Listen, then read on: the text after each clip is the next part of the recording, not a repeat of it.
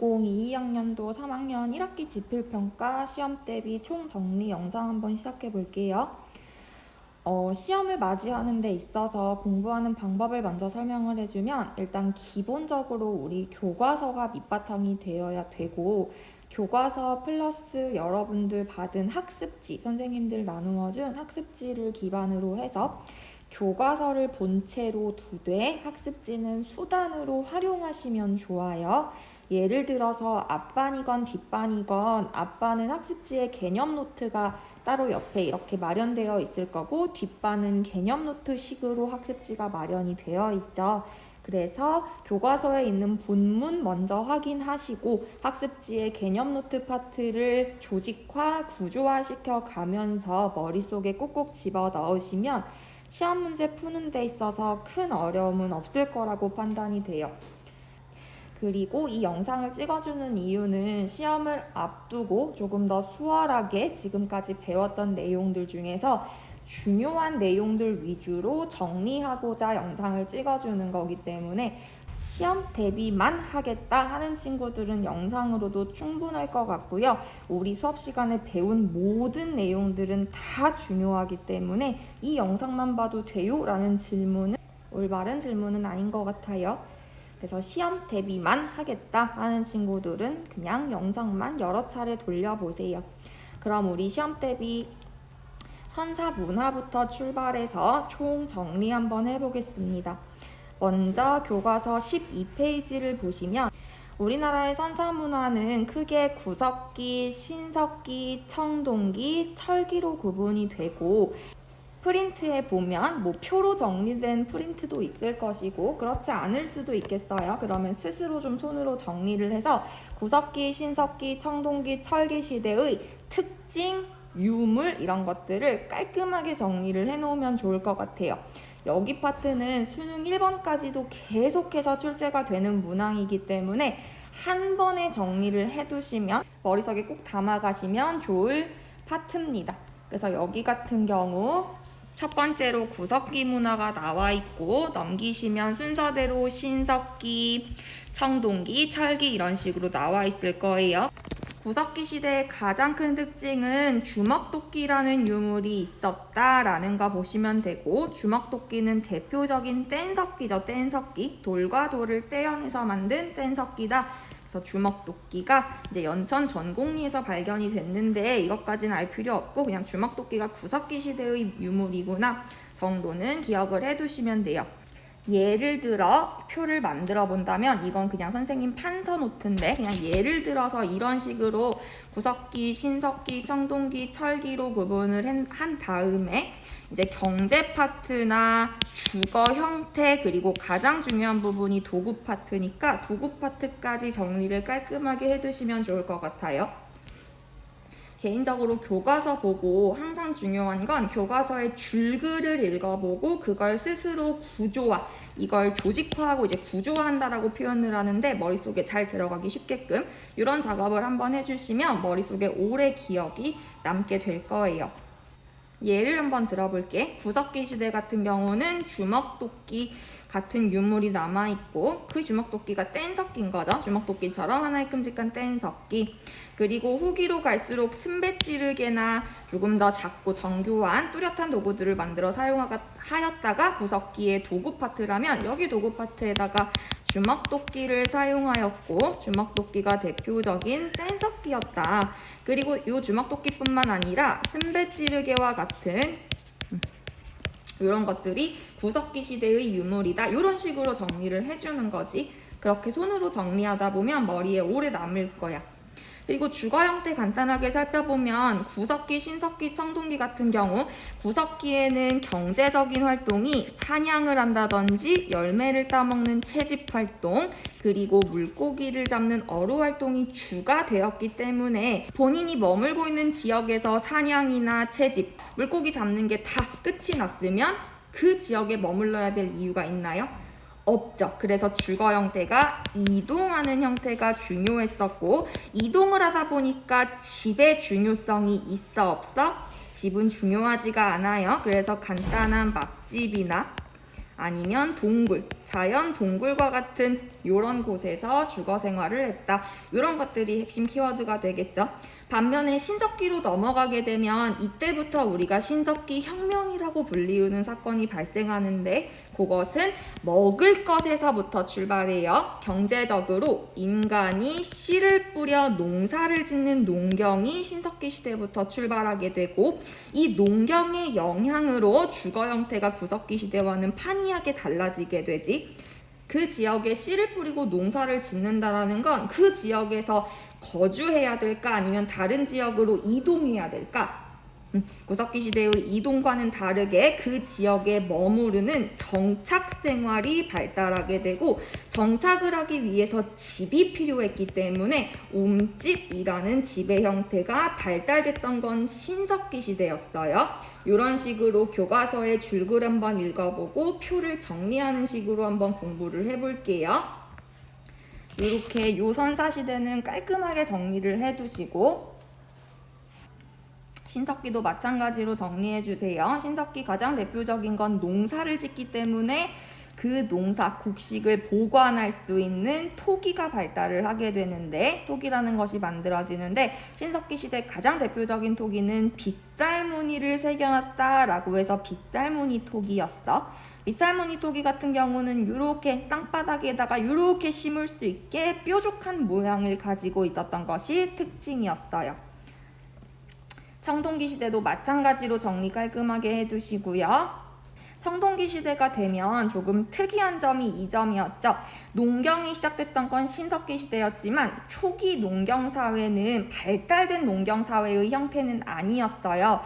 그래서 신석기 때 농경이 시작되었지만 이때는 초보적인 밭농사가 위주로 이루어졌고,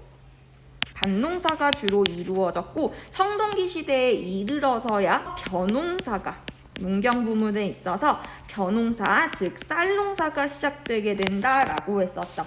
그래서 벼농사 같은 경우는 청동기 시기라고 기억을 해두면 좋고, 쌀농사, 즉 벼농사가 청동기 시기에 출발하기 때문에 도구적인 부문에 있어서도 요 벼를 요렇게 수확할 때 쓰는 요런 모양의 반달 돌팔이 벼를 수확하기 위해 만들어졌다라고 했었죠. 그래서 이렇게 청동기 시대도 잘 정리를 해주면 좋을 것 같아요. 이렇게 선사문화는 깔끔하게 좀 정리를 해두시고요. 넘어가겠습니다. 고조선의 건국으로 넘어가서, 우리 고조선이라는 국가는 우리나라 역사상 최초의 국가였고, 이 최초의 국가 고조선을 건국했던 건 단군 신화라는 요 신화를 통해서 짐작할 수 있다라고 했었어요. 단군 신화 속 역사 이야기는 교과서 여기 자료 파트 확인하신 후에 요 내용이 단군 왕검에 관한 요 고조선에 관련된 내용이구나 정도는 파악하고 있으셔야 될 것 같아요. 고조선과 관련된 내용들도 교과서 줄글 한번 싹 읽어보시고 고조선에 대해서도 반드시 정리를 해두세요. 이렇게 본문들 다 읽어보시면 정리는 깔끔하게 될 것 같아요. 고조선이라는 국가는 이렇게 시기를 구분해 볼 수가 있고, 처음 단군조선의 시기와 위만이라는 인물이 창탈한 위만조선으로 이렇게 구분이 될 수 있어요.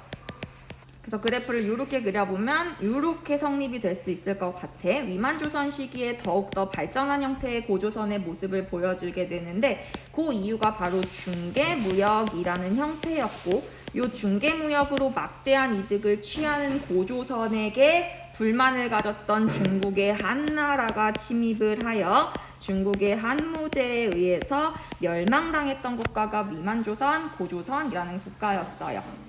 그러면서 한사군이 설치되는 내용까지 본문 통해서 한번 파악해보시고 구조화 시켜가면서 머릿속에 집어넣도록 할게요. 그래서 이 고조선에 관련된 내용들은 잘 기억을 해두시고요. 넘어가겠습니다. 고조선과 관련된 사회상으로는 팔조법이라는 게 있었죠. 팔조법 중에 3개가 남아있다. 이 정도도 다 수업 시간에 했었던 내용들이에요. 넘어가서 여기 교과서 21페이지를 보면 여러 나라 파트 당연히 정리해 두셔야 돼요. 여기도 마찬가지로 앞서 선사문화와 비슷하게 내용들, 특징들이 굉장히 다양하기 때문에 여기도 또 표로 정리해 두면 조금 더 머리에 집어넣기 수월할 거예요. 국가의 특징들, 이 단어를 봤을 때 이게 어떤 국가의 특징이구나 정도는 반드시 기억을 해두라고 수업 시간에도 강조했었어요. 예를 들어보면 요거는 너네가 스스로 정리를 해보세요. 생 그림을 아주 잘 그려요. 이게 우리나라예요. 이거 모아이 아니고 우리나라 지도예요. 우리나라 지도를 이렇게 봤을 때 여러 나라의 성장 파트는 너희가 가장 흔하게 알고 있는 삼국이 건설되기 바로 직전에 고구려, 백제, 신라가 탄생하기 바로 직전에 있었던 여러 나라였고, 여러 나라 같은 경우는 정치, 경제, 사회, 문화로 좀 구분을 지어서 각각의 특징들을 잘 정리해 두는 게 중요해요.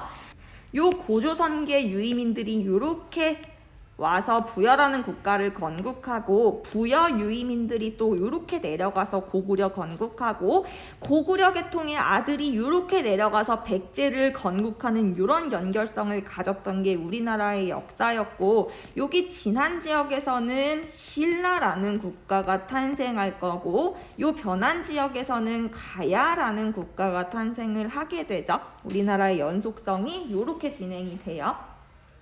그래서 부여, 고구려, 옥저, 동해, 그리고 요렇게 마한, 진안, 변안을 묶어서 삼한이라고 불렀고, 요 각각의 정치, 경제, 사회 특징 파트는 좀 잘 정리를 해두세요. 더군다나 제천 행사들 있었죠. 농사를 짓기 시작했기 때문에 자연과의 관계가 굉장히 중요한 사회였어. 따라서 한 해 동안 농사 잘 짓게 해주셔서 감사합니다 하면서 제천 행사, 하늘에 지내는 제천 행사를 지내게 되는데, 각국의 제천 행사 명칭들이 다 달랐죠. 그런 명칭들은 좀 잘 기억을 해두셔야 될 것 같아요. 예를 들어서 부여 같은 경우는 선생님이 부영고 이렇게 외워버리라고 했었고, 부여의 영고, 고구려는 동맹이라는 제천 행사가 존재했었고, 옥저 같은 경우는 고구려가 농사짓기 유리한 지역이 아니었다 보니까 주로 옥저라는 국가에서 많이 약탈해오는 약탈 경제의 모습을 보였기 때문에 약탈당한 걸 감사하다라는 제천 행사를 열지는 않아요. 따라서 옥저 같은 경우는 제천 행사가 존재하지 않았었고, 동해 같은 경우는 무천이라는 제천 행사가 존재했고, 삼한이 위치한 요 남부 지방은 농사가 굉장히 활발하게 잘 되는 지역이었기 때문에 제천 행사를 5월과 10월 두 번 2회 개최하는 5월제와 10월제가 있었다. 이렇게 정리를 해줬던 것 같아요. 그래서 이렇게 각 국가의 제천 행사 명칭들 좀 잘 기억을 해두시고, 이거 외에도 특징들은 굉장히 많습니다. 선생님이 간단하게만 정리해 준 거야. 너희가 교과서 한번 읽어보시고 중요한 내용들은 다 각국마다 특징들 정리해 두셔야 돼요. 부여에는 뭐 사출도라는 거, 그리고 부영고 여기 있고요. 고구려는 동맹, 그리고 서옥제라는 결혼 풍습, 신랑이 여자 집, 신부 집의 서옥이라는 곳에 살다가 다시 돌아오는 이런 서옥제라는 결혼 풍습. 반면에 옥저 같은 경우는 오히려 여성이 남성 집으로 시집을 가는 민며느리제라는 풍습이 있었고, 동해 같은 경우는 같은 시족끼리 결혼하지 않는 조개혼이라는 혼인 풍습도 있어요. 이런 식으로 정리를 해서 좀 보시면 좋아요. 여기 아래 표, 요 한눈에 있는 요 표를 정리해 두시면 깔끔할 것 같아요. 그래서 요 표 위주로다가 정리해서 봐두시고요. 넘어가겠습니다. 삼국의 성장과 체제 정비 파트에서 고구려, 백제, 신라 파트는 당연히 중요할 거예요. 쭉쭉쭉 넘어가서 요 고구려의 전성기 시기 지도는 좀 잘 기억해 둘게요. 고구려의 전성기는, 삼국의 전성기는 시기와 순서를 반드시 기억해 두는 것이 중요한데, 시기는 4, 5, 6의 순서로 4세기, 5세기, 6세기의 순서로 전성기를 맞이하게 되고, 전성기의 순서는 한강을 누가 가졌느냐가 전성기라고 했어. 가장 먼저 전성기를 누렸던 건 한강을 끼고 애초에 건국되었던 백제라는 국가였고요. 요 한강 요 백제의 한강을 뺏었던 것이 그 다음 고구려였고, 그리고 이 삼국의 끝판왕, 삼국을 통일했던 신라의 전성기가 가장 나중에 오게 됩니다. 백제, 고구려, 신라의 순서로 전성기가 찾아온다라는 것쯤은 반드시 좀 머릿속에 꼭 담아두시고, 이 고구려의 전성은 당연히 5세기의 지도가 되겠죠. 보시면 여기 한강, 한성이 한강이라고 생각을 하면 쉬워요. 여기 한강을 지금 고구려가 이렇게 먹고 있는 모습을 보여주고 있네요. 요 시기는 지금 장수왕 때를 보여주고 있고, 장수왕 때 국내성에서 평양으로 천도하는 모습을 보여주게 되죠. 그래서 한강을 지금 누가 차지하였느냐, 요거 보고서 고구려 전성기 때 지도구나, 이 정도는 반드시 기억을 해줘야 돼. 고구려가 전성기를 누렸을 시기에는 백제뿐만 아니라 신라 또한 휘청휘청했던 위태로웠던 시기였기 때문에 백제와 신라가, 위협을 느낀 백제와 신라가 서로 동맹을 맺는 나제 동맹이 결성되었던 시기가 바로 이 시기였어. 고구려가 워낙 넘사벽의 국가로 너무 잘 나가니까 위협을 느꼈던 백제와 신라가 서로 손을 잡았던 게 나제 동맹이다 라고 강조했었습니다. 넘어갈게요. 그리고 신라와 관련해서는 신라는 6세기에 뒤늦게 전성기를 맞이하게 되는데, 6세기 전성기, 극전성기는 진흥왕 때이지만 요 6세기로 전성기로 가게 되는 과정 속에서의 3명의 왕은 세트로 반드시 기억을 해줘야 돼요. 그 세트를 외우는 방법, 지석진 아저씨 떠올려 볼게요. 지석진 아저씨 떠올려서 가장 먼저는 지증왕이 존재하고, 뒤를 이은 법흥왕, 마지막은 진흥왕. 지, 법, 진의 순서로 반드시 기억할게요. 신라 6세기는 지, 법, 진의 순서입니다. 따라서 지증왕 관련된 내용들 잘 정리해 두시고요. 이런 내용들 정리해 두시고, 법흥왕의 법자가 로 할 때의 법과 불교의 불법 법자예요. 따라서 율령을 반포하고 불교를 공인하는 내용들이 당연히 등장해 주시겠죠. 그리고 신라의 가장 극전성기는 진흥왕 때였어요. 진흥왕 때는 화랑도라는 조직을 국가 조직으로 재편하게 되고 대가야를 정복했던 게 진흥왕 때입니다. 반면에 금관과야는 법흥왕 때 정복당하게 되죠. 이렇게 금관과야와 대가야가 모두 신라에 의해서 이렇게 땅이 먹히는 이 모습을 보여줬던 게 신라 6세기의 일이었어요. 넘어가다 보면은 여기 38페이지에 보면 삼국시대 불교 문화 파트가 나와 있는데, 여기서 우리 요거 그림 하나만 봐둘게요. 이 금동대향로라는 문화재는 백제의 대표적인 유물이고요. 금동대향로가 백제의 유물이구나 정도는 반드시 좀 기억을 해둘게요. 백제와 관련된 내용은 앞에서 정리해 볼 수가 있겠죠. 다시 한번 앞으로 돌아와서 여기 파트 30페이지에 있는 여기도 있고,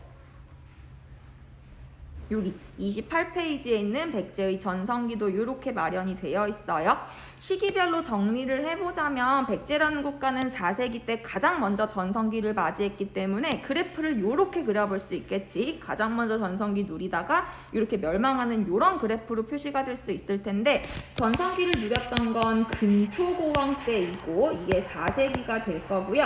5세기 휘청하는 시기에 여기서 장수왕이 쳐들어오게 되자 여기 장수왕이 이렇게 쳐들어오니까 이렇게 백제가 휘청하는 모습을 보여주게 돼. 백제 그래프를 이렇게 정리를 해보면 이 가장 전성기 때가 근초고왕이 될 테고, 근초고왕 때 가장 전성기를 누리게 될 거고, 이 전성기를 누리다가 급락하게 이렇게 떡락하게 되는 시기가 고구려의 전성기를 누렸던 장수왕의 침입 때문이었고, 장수왕의 침입 때문에 백제 계로왕이 죽임을 당하게 되고 한강 유역을 장수왕한테 다 뺏기게 되면서 수도였던 한성도 함락당하게 되죠. 그러자 어쩔 수 없이 수도를 옮기게 돼야 했어. 그 지역이 옹진이었고 이렇게 옹진천도가 여기서 나타나게 된다라는 거 정리해 두시면 돼요.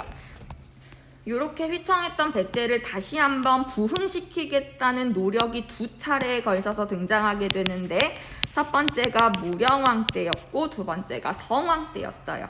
게다가 성왕 같은 경우는 요 임시적으로 옹진으로 옮겨뒀던 거 조금 더 드넓은 지역인 사비로 천도하는 모양새도 여기서 보여주게 되죠. 그러나 이미 때는 늦었어. 6세기는 신라 진흥왕의 전성기 시기였기 때문에 성왕과 진흥왕의 전투, 요 관산성에서 성왕이 패배하며 결국 백제는 멸망크릿하게 되는 이런 그래프를 보여주는 게 백제였다. 이 정도로 정리를 해두시면 될 것 같아요.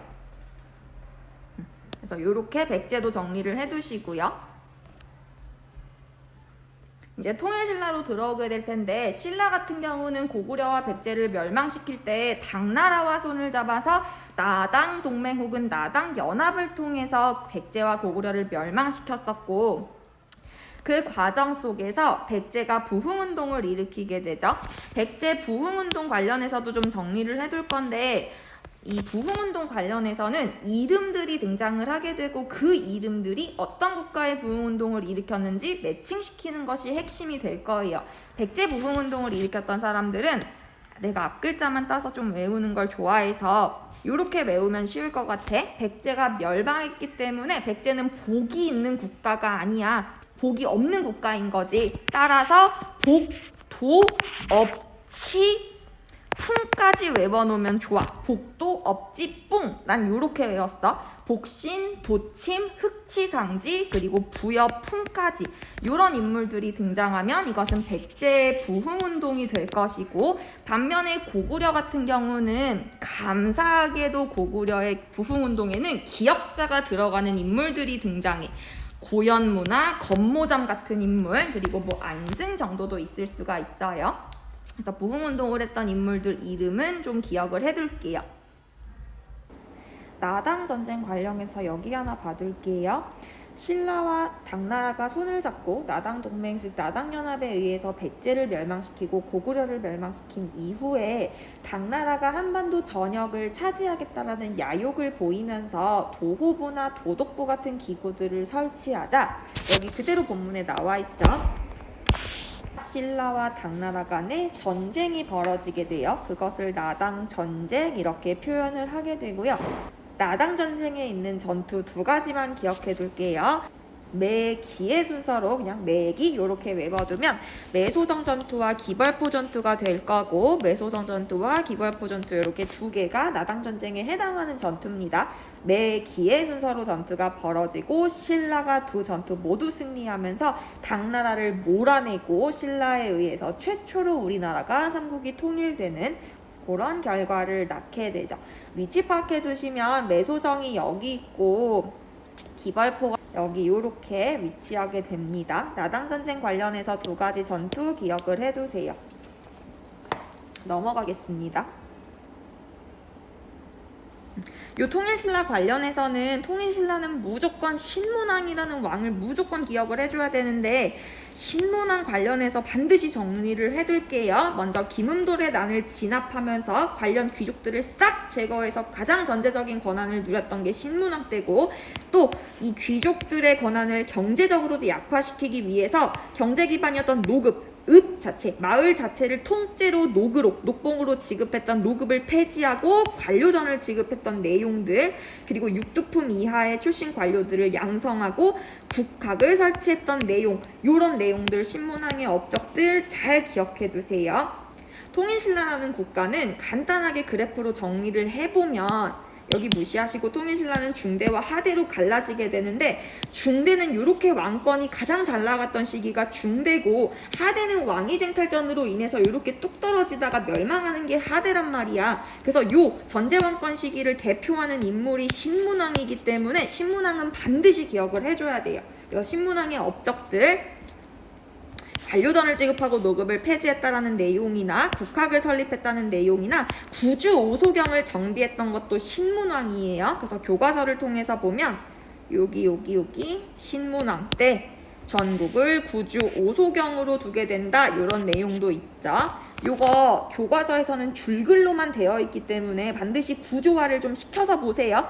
그리고 신문왕 때 구서당 10정으로 군사제도 역시 정비했던 것이 신문왕 때입니다. 정치, 경제, 사회, 문화 파트로 이렇게 나누어서 보면 좋아요. 이거는 저기 방과후 수업 때 하는 수업이기 때문에 요거는 좀 무시하세요.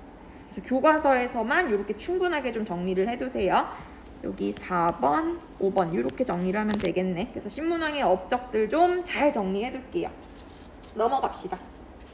그리고 통일신라 하대에 요 최치원이라는 인물 좀 기억할게요. 통일신라, 즉 이 신라라는 국가는 골품제라는 아주 철저한 신분제 국가였기 때문에 골과 품으로 갈랐을 때 요 골, 즉 귀족에 해당할 수 없는 사람들이 6에서 1두품이었고 요 품들은 절대 골로 상승할 수 없는 것이 골품제잖아.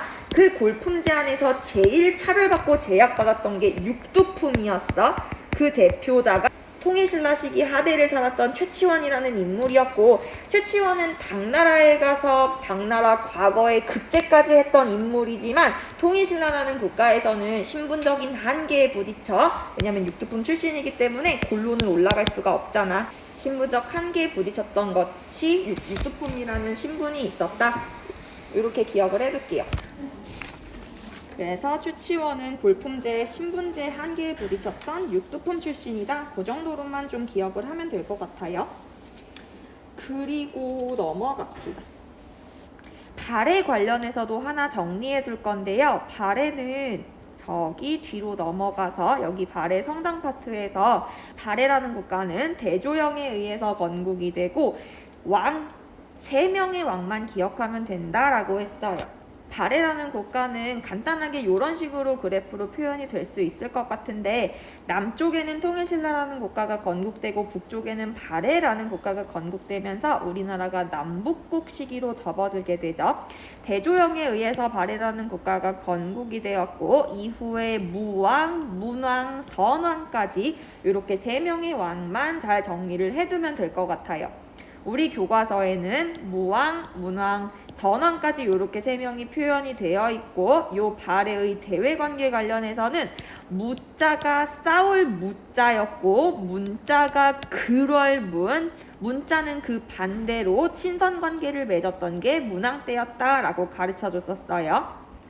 무왕 같은 경우는 당나라의 장문이라는 사람을 보내서 선제 공격했던 싸울 무자, 문왕 같은 경우는 반면에 당나라와 친선 관계를 맺게 됐고, 선왕 때는 워낙 최대 영토를 확보했던 전성기였기 때문에 바다 동쪽에 융성한 나라, 아주 반짝반짝 빛나는 해동성국이다 라는 이런 키워드가 등장하면 발해라는 국가이구나 라는 거 파악할 수 있어야 된다고 했습니다. 그래서 발해의 요 정도 내용 정리해 두도록 할게요. 그리고 이러한 발해라는 국가는 고구려의 유이민이 세웠던 데서 알 수 있듯이 문화 파트에서 고구려를 계승한 근거들이 굉장히 다양하게 등장을 하게 돼요. 그래서 발해라는 국가가 고구려를 계승했던 국가구나 정도는 정리를 해두면 좋을 것 같아요. 넘어가겠습니다. 통일신라의 문화 파트에서는 통일신라 불교 파트를 좀 정리해둘 필요가 있는데, 불교 같은 경우는 통일신라 시기에 유명한 승려들 몇 명 정리해 두시면 되고, 고려시대 마찬가지로 고려는 불교의 국가이기 때문에 고려도 불교 파트를 정리를 해줘야 돼요. 예를 들어 통일신라의 불교 승려들은 원효, 의상, 해초와 같은 인물들이 통일신라 시대 사람이라는 거 정리해 두시고, 그 중에 선생님이 굉장히 중요하다라고 강조했던 건 모든 것은 오로지 한 마음에서 비롯된다라는 일심사상을 제시했던 원효였어. 모든 것은 오직 마음에서 비롯되기 때문에 마음을 가진 모든 사람들, 마음을 가진 모든 평민들도 불교를 믿음으로써 극락에 갈 수 있다 라는 대중화를 강조했고, 원효의 불교 대중화 파트가 굉장히 중요하다라고 했어요. 글을 모르는 백성들은 나무 아미타불만 외우면 극락 갈 수 있어 라는 아미타 신앙을 전파하기도 했죠. 이렇게 불교 대중화에 앞장섰던 인물이 원효라는 인물이라는 거, 요거 꼭 정리를 해둘게요. 넘어갑시다. 넘어가서 교과서 65페이지에 보면 교종과 선종은 구분을 해줘야 돼요. 불교라는 종교는 인도의 석가모니에 의해서 창시된 종교가 불교인데, 불교에는 많은 사람들을 끌고 가야 한다라는 대승불교와 개인의 해탈을 강조한 소승불교로 갈리게 돼요.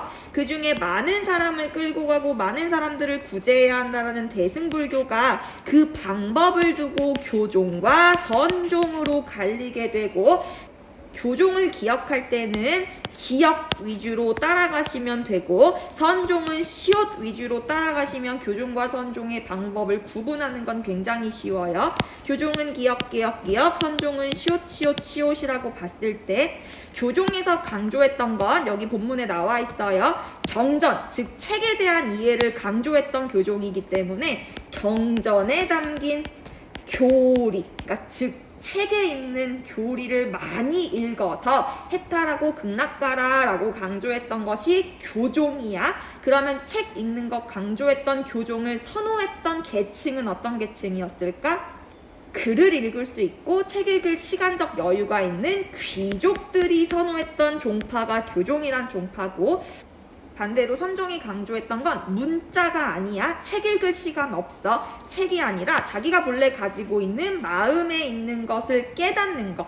그것을 참선이라고 표현하고, 마음의 깨달음을 통해서 수행하고 실천만 할 수 있다면 해탈할 수 있고 극락할 수 있다라고 방법을 제시했던 것이 선종이란 종파예요. 그럼 선종이란 종파는 어떤 계층에서 선호했을까? 글을 몰라도 괜찮은 서민들 위주로 선호했던 것이 선종이라는 종파였어요. 그래서 이렇게 선종과 교종을 구분해서 기억을 해두시면 좋을 것 같고요. 그래서 이렇게 선종과 교종은 좀 구분을 해둘게요. 넘어갑시다. 그리고 장보고라는 인물은 통일신라 시대 하대 사람이라는 거, 이 정도는 좀 상식선에서 가지고 갑시다.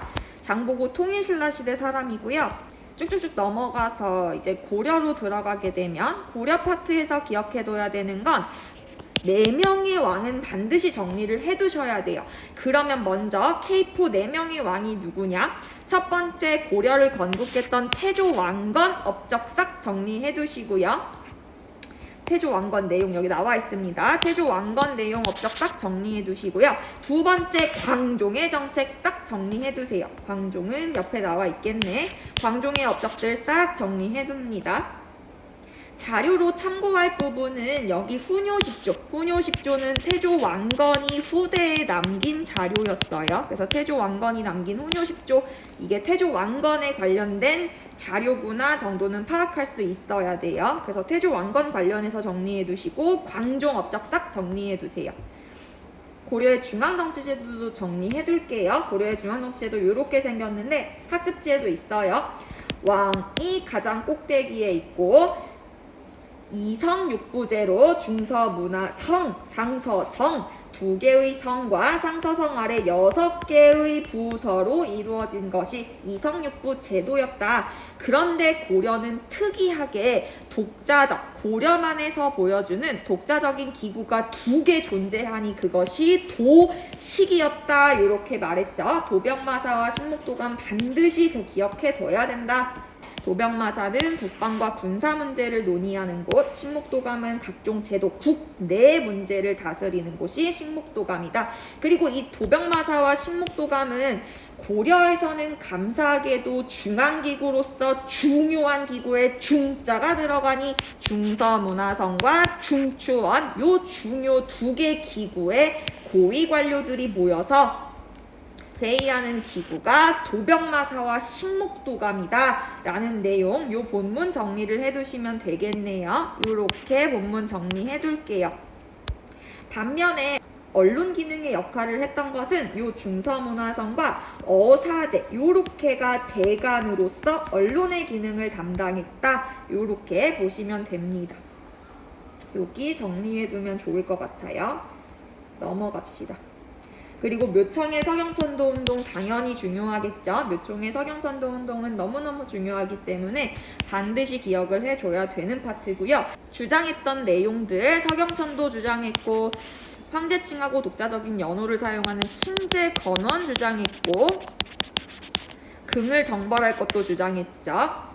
이런 주장 내용들 넘버링해서 구조화시켜서 정리를 해두시고요. 이렇게 묘청이 서경에서 반란을 일으켰던 것이 요 일이었습니다. 그러나 묘청의 서경촌도 운동은 본래 수도였던 개경 세력, 원래 힘을 가지고 있던 개경 세력에 의해서 진압되게 되면서 끝이 나게 되죠. 그래서 묘청의 서경촌도 운동은 이렇게 좀 정리를 해두세요. 넘어가겠습니다.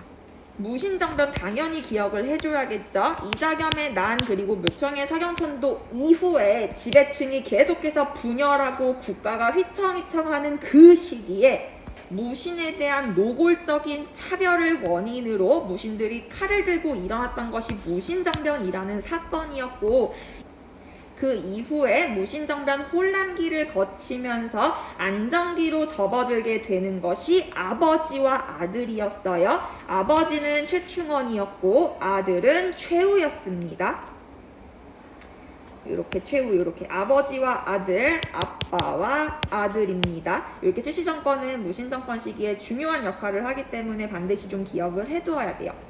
최충원 같은 경우는 정치적으로 교정도감이라는 기구를 만들어서 이 기구에서 모든 국가의 중요 정책을 결정하는 역할을 했다라는 것에 포인트를 둬서 기억을 해주면 좋고, 최우 같은 경우는 특이하게 인사권을 독점하기 위해 정말로 지 방에다가 만들었던 정방을 자기 집에다 만들어서 인사권을 독점했다라는 내용이 등장했었죠. 그래서 최충원과 최우의 이런 내용들, 어떤 기구를 설치하는지 정리를 해두면 좋아요.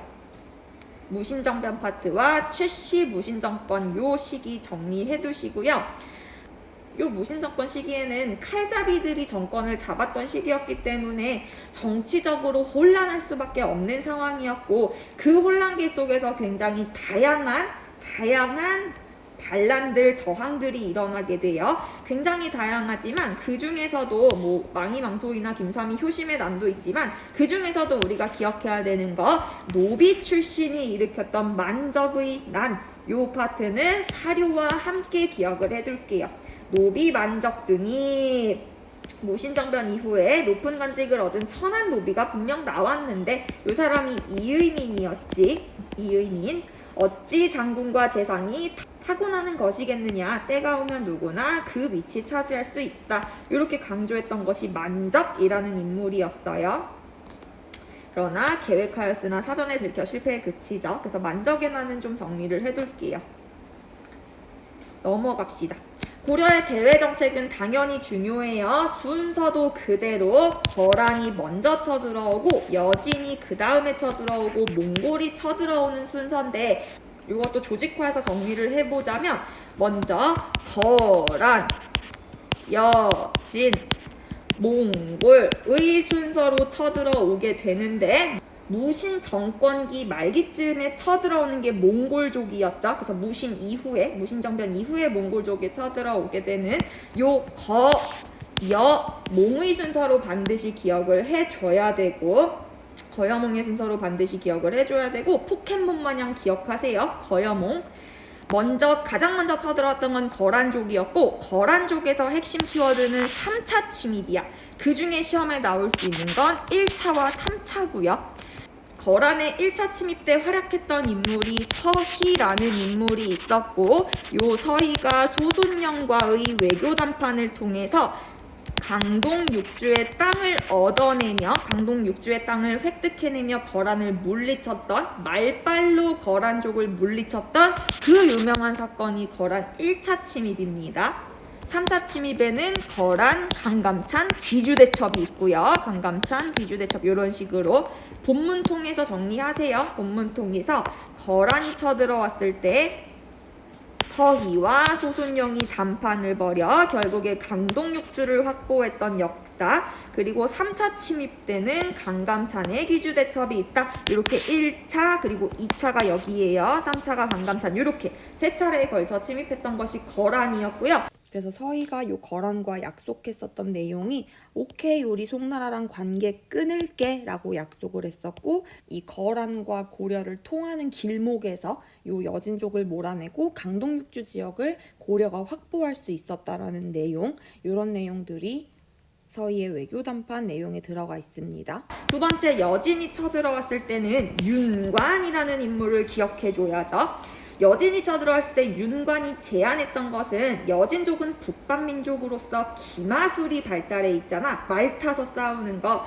여진족을 대비하기 위해 기병을 육성하는 특별한 별무반을 조직했던 것이 윤관이었습니다. 그리고 이 별무반을 이끌고 여진족을 몰아내 동북구성을 쌓았으나 결국에 이거는 반환하기 때문에 동북구성은 크게 기억할 필요는 없다라는 정도로만 기억해 두시면 돼요. 그리고 여진과는 결국에 4대 관계를 수락하게 되죠. 당시 이자겸에 의해서 4대 관계가 성립된다. 이런 내용들이 있었습니다. 그래서 이 내용 보면 되겠네요. 서희와 소순용의 이 외교 담판, 강동 육주 지역을 말발로써 거란을 물리치고 땅덩어리까지 확보했던 그 역사가 서희의 외교 담판입니다. 여진족이 쳐들어왔을 때는 여진족은 윤관 반드시 기억해야 되고, 윤관이 별무반을 창시했던 것, 이런 내용들 잘 기억하면 좋을 것 같습니다. 그리고 여진족이 쳐들어왔을 때 윤관이 별무반을 창시해서 여진족을 공격하는 일은 한번 있었지만 결국에 그 이후에 여진족이 금나라를 건국하고 금나라가 고려의 4대 관계를 요구하게 되면서 이자겸에 의해서 4대 관계가 형성이 되게 되죠.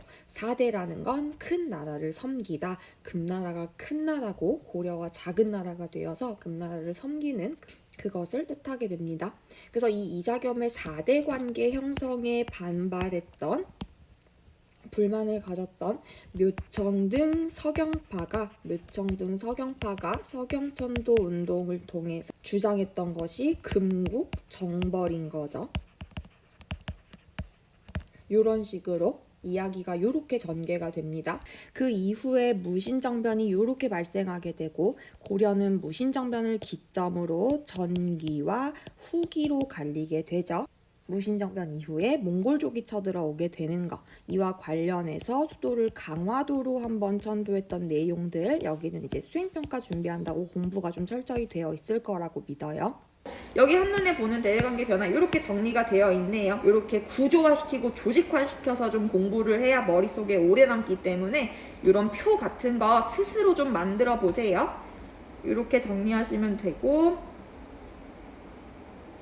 우리 공민왕 내용은 좀 정리를 해둘게요. 공민왕의 개혁정치 관련해서 반원자주정책과 내정개혁이 나와 있습니다. 공민왕의 개혁정치도 넘버링해서 좀 어떤 내용들이 있는지 학습지도 참고해 가면서 공민왕의 개혁정치도 반드시 좀 기억을 해두세요. 넘어갑니다.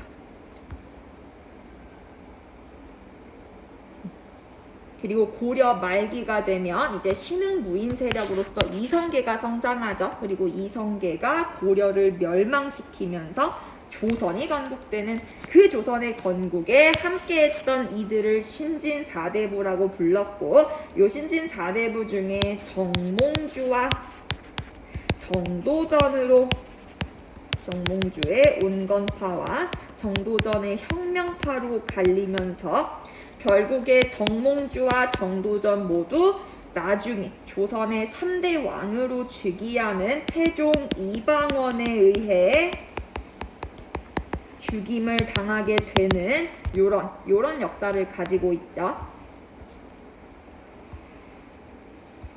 넘어가서 여기 불교. 고려는 반드시 불교를 기억을 해줘야 돼요. 고려는 불교의 국가예요. 그래서 여기 파트 관련해서 고려 불교에서의 승려는 의천과 진우를 반드시 기억을 해줘야 되는데, 여기 본문 자체를 좀 기억을 해주면 좋을 것 같아요.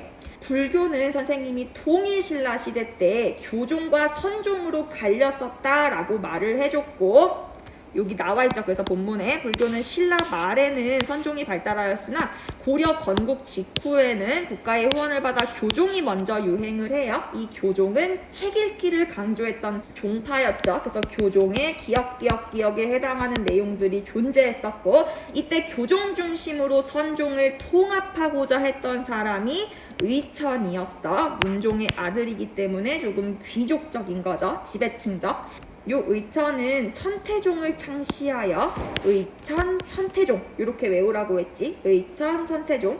천태종을 창시해서 교종 중심으로 선종을 통합하고자 했고, 무신정변 이후에는 무신들은 교종과 선종 중에 어느 것을 선호했지?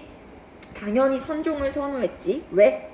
무신은 책과 친하지 않기 때문에 요 경전, 책 읽기를 강조하는 교종이 아닌 수행과 실천을 강조하는 선종을 선호하게 되지. 그래서 무신정변 이후에는 선종이 후원을 받으며 성장을 하게 되고, 이 중심에 있었던 인물이 진울이라는 인물이었습니다. 선종을 중심으로 교종을 포용하고자 했고, 그 방법으로서 정해쌍수와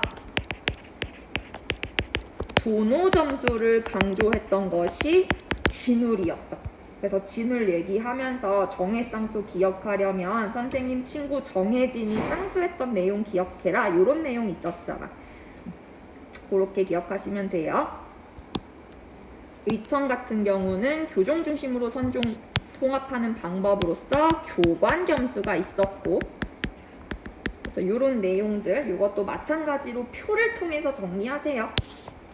고려 전기 후기로 구분해봤을 때 고려 전기에 의천이 활약을 하게 되고 고려 후기에 진울이 활약하게 되니 의천은 교종 중심으로 선종을 통합할 거고 진울은 선종 중심으로 교종을 통합하게 되는 거예요.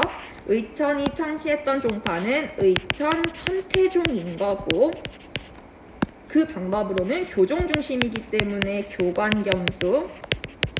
진울 같은 경우는 그 방법으로서 정해쌍수와 도노점수를 주장한다. 이런 식으로 구조화 시켜서 기억하세요.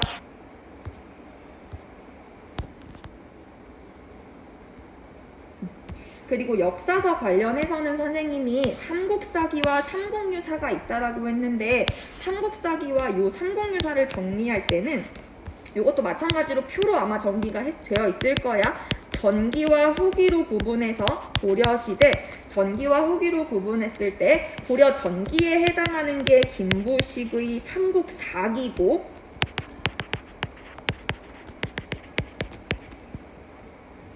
후기에 이련의 삼국유사가 존재하죠.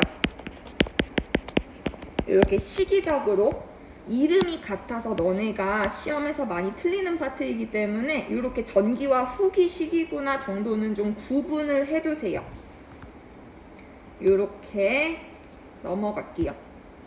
그리고 성리학이라는 종교가 정몽주와 정도전으로 대표되는 그 신진사대부들이 성리학을 믿는데, 이 성리학을 통해서 신진사대부가 성장하게 되는데, 이 고려의 성리학을 처음 소개했던 인물이 안향이라는 인물이었어. 그래서 여기 학자들을 보면 안향이 최초로 성리학을 처음 소개하고, 이렇게 이재현과 이색을 거쳐 온건파인 정몽주와 급진파인 정도전으로 갈리게 되죠. 그리고 요 혁명파 정도전과 이성계가 손을 잡고 새로운 국가인 조선이 탄생하는 요런 루트를 갖게 됩니다. 그냥 상식선에서만 기억하세요. 크게 중요한 건 아니지만 그냥 선지용으로만 기억하세요. 넘어갈게요. 그리고 이제 고려가 멸망하고 조선이 건국되는데, 조선 관련해서는 태조 이성계, 태종 이방원, 그리고 넘어가서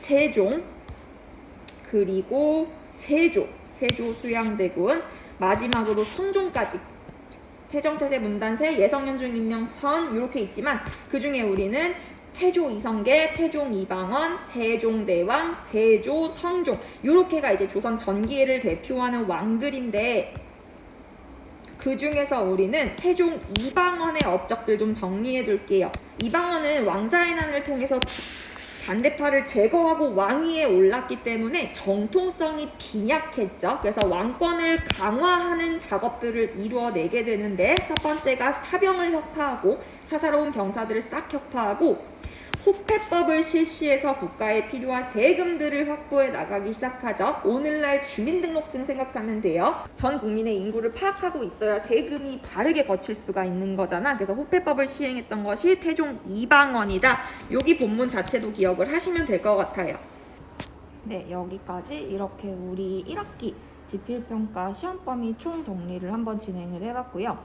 정리하는 방법은 굉장히 다양할 수 있어요. 선생님이 보여준 정리 방법뿐만 아니라 이건 예시일 뿐인 거고, 너희한테 맞는 정리 방법을 찾아서 줄글, 교과서에 있는 줄글 한번 쭉 읽어보시고 배경, 원인, 결과, 내용, 결과 이런 식으로 좀 넘버링해서 정리하는 구조를 활용해도 괜찮습니다.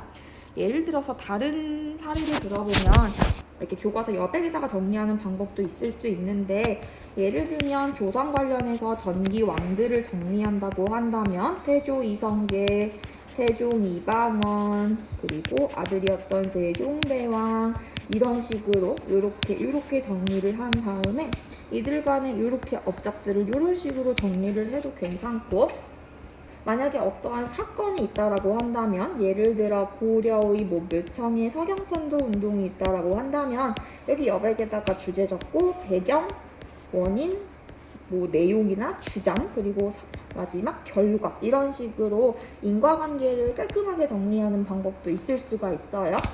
핵심은 이 줄글을 한번 읽어보고 내용들을 제대로 이해하고 있는지 직접 손으로 정리하는 것이 핵심이었기 때문에 어떤 방식을 사용하여도 무방합니다. 역사는 흐름이 중요하기 때문에 이 키워드가 어느 시대인지를 매칭하는 것이 상당히 중요해요.